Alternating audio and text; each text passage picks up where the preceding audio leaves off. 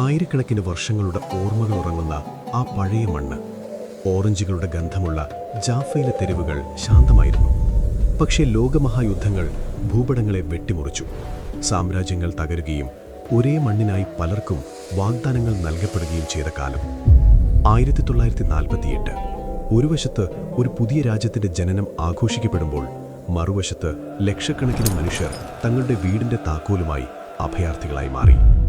വെറും 6 പകൽ കൊണ്ട് ചരിത്രം വീണ്ടും തിരുത്തപ്പെട്ടു. ജെറുസലേമിലെ ആ പഴയ മതിലുകൾ കണ്ണീരിനും ചോരയ്ക്കും സാക്ഷിയായി.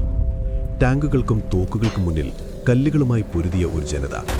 ഒലിവുകൊമ്പും തോക്കുമായി ലോകത്തിനു മുന്നിൽ നിന്ന വിപ്ലവകാരികൾ. ഉയരുന്ന മതിലുകൾക്കും അവസാനിക്കാത്ത കാത്തിരിപ്പിനുമിടയിലെ ആ നീറുന്ന ചരിത്രം. ഇസ്രായേൽ പാലസ്തീൻ സംഘർഷത്തിന്റെ പൂർണ്ണ ചരിത്രം.